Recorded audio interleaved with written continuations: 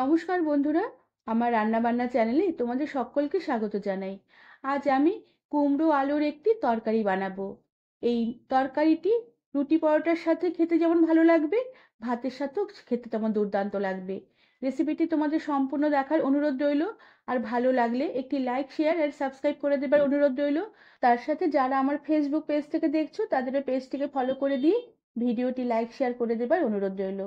আমি এখানে কুমড়োর আলু ডুমো ডুমো করে কেটে নিয়েছি, কুমড়োর খোসা ছাড়িয়ে ডুমো করে কেটেছি, আর আলুরও খোসা ছাড়িয়ে ডুমো ডুমো ছোট ছোট করে কেটে নিয়েছি।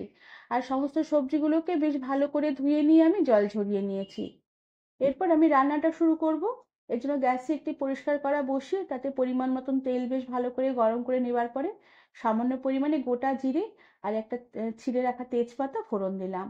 এবার ফোড়নটাকে একটু নেড়ে ছেড়ে নেবার পরে আমি কেটে রাখা কুমড়ো আলু একসাথে আমি ফোড়নে ঢেলে দিলাম। এবার কুমড়ো আলু তেলের মধ্যে একটু নেড়ে চেড়ে নেব। এরপরে সামান্য একটু নুনের ছিটে ছড়িয়ে দিলাম আর তার সাথে সামান্য পরিমাণে একটু হলুদ গুঁড়ো ছড়িয়ে দিলাম। এবার আলু কুমড়ো বেশ ভালো করে নেড়ে চেড়ে নেব, যাতে নুন আর হলুদ এই সবজিগুলোর মধ্যে বেশ ভালো করে মিশে যায়। কিছুক্ষণ বেশ ভালো করে নেড়ে চেড়ে নেবার পরে এবার গ্যাসের আঁচ মিডিয়াম করে আমি এই আলু কুমড়ো বেশ ভালো করে একটু ভাজা ভাজা করে নেব, যাতে কুমড়ো আলু বেশ ভালোভাবে মজে আসে আর একটু সামান্য ভাজা ভাজা হয়ে আসে। বেশ কিছুক্ষণ এইভাবে মিডিয়াম আঁচে আমি আলু কুমড়ো বেশ ভালো করে নেড়ে চেড়ে নিয়েছি। আলু কুমড়ো বেশ মজে এসেছে আর সামান্য একটু ভাজা ভাজা হয়ে এসেছে। এই সময় আমি সমস্ত আলু কুমড়োগুলোকে বেশ ভালো করে তেল থেকে কড়া থেকে উঠিয়ে রেখে দিলাম। কুমড়ো আলুর তরকারি রান্নার আগে যদি সামান্য অল্প একটু তেলের মধ্যে নেড়ে চেড়ে নেওয়া হয় তাহলে তরকারিটা খেতেও যেমন ভালো লাগে আর রান্নাটাও বেশ তাড়াতাড়ি হয়ে যায়। এরপরে এই কড়াতেই যে সামান্য তেল আছে এই তেলেই আমি বাদবাকি রান্নাটা করব। এই তেলেই আমি অল্প করে একটি ছোট সাইজের পেঁয়াজ বাটা দিয়ে দিলাম। এবার পেঁয়াজ বাটা তেলের মধ্যে কিছুক্ষণ একটু নেড়ে চেড়ে নেবো, একটু লাল করে ভেজে নেব। পেঁয়াজ বাটা নাড়তে নাড়তে খুব সুন্দরভাবে লাল করে ভাজা হয়ে এলে আমি এতে দিয়ে দিলাম সামান্য পরিমাণে রসুন বাটা আর তার সাথে দিয়ে দিলাম সামান্য একটু কাঁচা লঙ্কা বাটা। কাঁচা লঙ্কা বাটা তোমরা তোমাদের নিজেদের রুচি অনুযায়ী দেবে, ঝাল তোমরা যতটা খাবে সেই মতন করে কাঁচা লঙ্কা বেটে দেবে। এবার কাঁচা লঙ্কা রসুন বাটা পেঁয়াজ বাটার সাথে আবারও বেশ বেশ কিছুক্ষণ নেড়ে ছেড়ে নেব, যাতে একটু ভাজা ভাজা হয়ে আসে আর কাঁচা লঙ্কা রসুনের কাঁচা গন্ধটা একটু মরে আসে। আর এরপরে একটি মিডিয়াম সাইজের টমেটোর অর্ধেকটা বেটে আমি এতে দিয়ে দিলাম। আর এবার টমেটো এই মশলার সাথে বেশ ভালো করে নেড়েচেড়ে একটুখানি ভাজা ভাজা করে নেব আর একটু ভালো করে মিশিয়ে নেব। কিছুক্ষণ টমেটো নেড়েচেড়ে নেবার পর এবার আমি অল্প করে একটু জল দিয়ে দিলাম। এরপর কড়াতে কয়েকটা গুঁড়ো মশলা দেবো, না হলে মশলাগুলো পুড়ে যাবে। এবার অল্প করে একটু ধনের গুঁড়ো দিয়ে দিলাম আর তার সাথে অল্প করে লঙ্কার গুঁড়ো দিলাম। আর তার সাথে দিয়ে দিলাম পরিমাণ মতো নুন আর তার সাথে পরিমাণ মতন হলুদ গুঁড়ো দিলাম। তবে নুনের পরিমাণটা বুঝে দেবে, কেননা কুমড়ো আলু ভাজার সময় অল্প করে নুন দিয়ে কুমড়ো আলু ভেজেছিলাম। এবার আবারও কিছুটা জল দিয়ে সমস্ত মশলাগুলোকে বেশ ভালো করে নেড়ে চেড়ে নেব। আর গ্যাসের আঁচ কমিয়ে দিয়ে ঢাকা দিয়ে রেখে কিছুক্ষণ রান্না হতে দেব। এতে গুঁড়ো মশলাগুলো মশলার সাথে বেশ ভালো করে মিশবে আর সমস্ত মশলাগুলোকে বেশ ভালো করে কষানো হবে, তরকারিটা খেতেও বেশ ভালো লাগবে। কিছুক্ষণ এভাবে ঢাকা দিয়ে রেখে দেবার পর ঢাকনা খুলে দিয়ে মশলা আবারও বেশ ভালো করে নেড়েচেড়ে কষিয়ে নেব, যতক্ষণ না মশলার জল শুকিয়ে গিয়ে একদম শুকনো শুকনো হয়ে মশলা ভাজা ভাজা হয়ে আসে।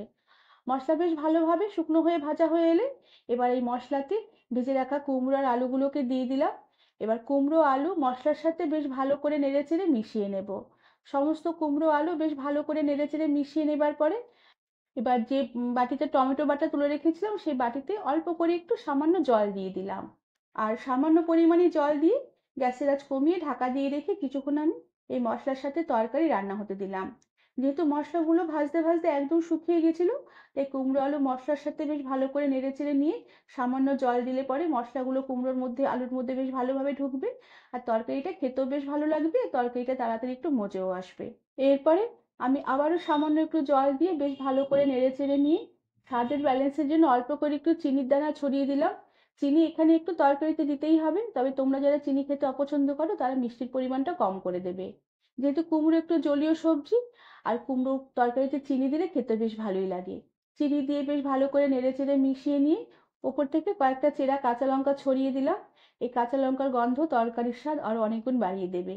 এবার সবকিছু বেশ ভালো করে নেড়েচেড়ে মিশিয়ে নিয়ে গ্যাসের আঁচ কমিয়ে দিয়ে ঢাকা দিয়ে রেখে লো আঁচে আমি কিছুক্ষণ রান্না হতে দেবো, যাতে কুমড়ো আলু বেশ ভালোভাবে সিদ্ধ হয়ে মজে আসে আর তরকারির যে জলটা সে জলটাও বেশ শুকিয়ে একদম শুকনো শুকনো হয়ে আসে।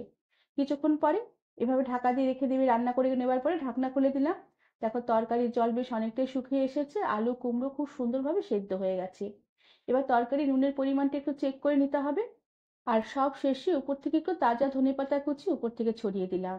এই তাজা ধনেপাতা কুচি এই তরকারির স্বাদ বহুগুণ বাড়িয়ে দেবে। ধনেপাতা দিয়ে বেশ ভালো করে নেড়েচেড়ে মিশিয়ে নেব।